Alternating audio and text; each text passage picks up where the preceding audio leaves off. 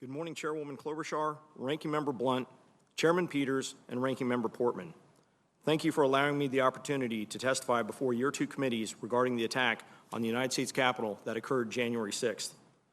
I have been in policing for almost 30 years. The events I witnessed on January 6th was the worst attack on law enforcement and our democracy that I have seen in my entire career.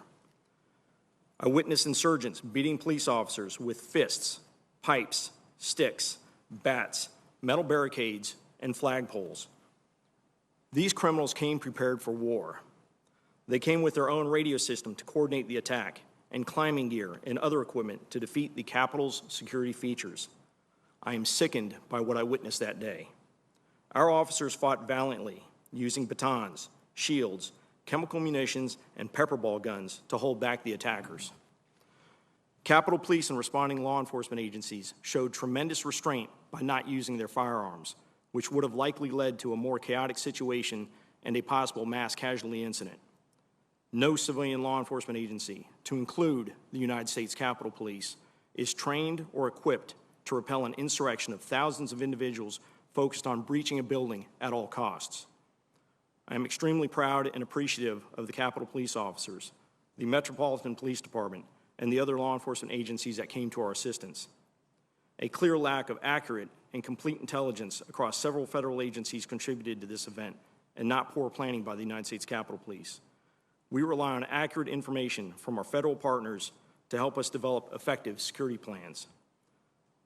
The intelligence that we based our planning on indicated that the January 6th protests were expected to be similar to the previous MAGA rallies in 2020, which drew tens of thousands of participants. The assessment indicated that members of the Proud Boys, white supremacist groups, Antifa, and other extremist groups were expected to participate on January 6th, and that they may be inclined to become violent. Based on the intelligence that we received, we planned for an increased level of violence at the Capitol, and that some participants may be armed. But none of the intelligence we received predicted what actually occurred. Extensive preparations were put into place for January 6th that included the full activation of the department, intelligence and information sharing with our federal and local partners and department officials, implementing a significant enhancement for member protection, extensive operational enhancements to include significant civil disobedience deployment, and an expanded perimeter. We also distributed additional protective equipment for our officers and coordinated outside agency support.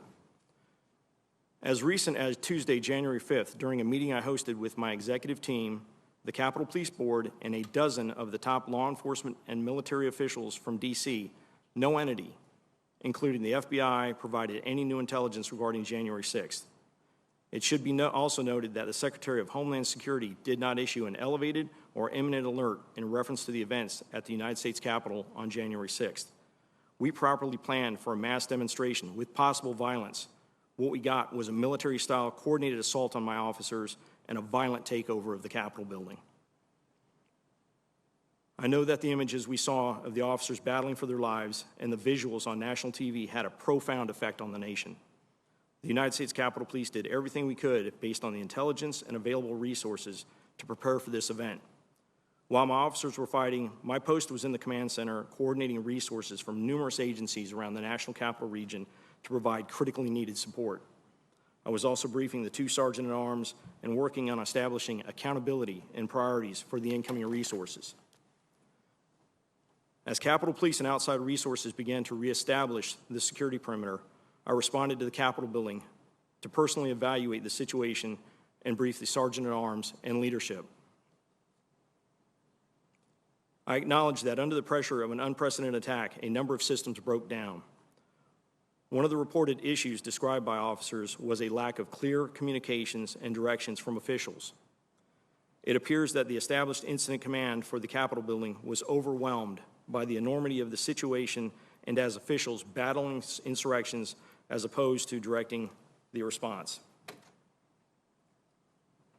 There have also been reports that some officers may have felt confused or let down during the attack. As an official who cares as much as I do about my colleagues, nothing is more painful to me. These issues must be addressed through new training, policies, and procedures. Even our best efforts were not enough to stop this unprecedented assault on the Capitol.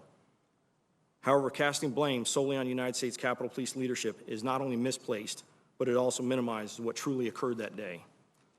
The focus going forward needs to be on the efforts to improve intelligence and the coordination of security measures between all involved agencies. Hopefully, this will be part of the focus of an independent after-action committee to look at all aspects of the January attack on our nation's Capitol.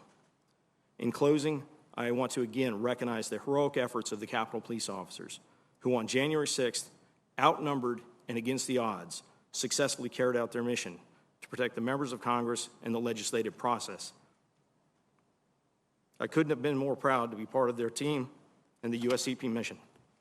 I'm available to answer any questions you may have.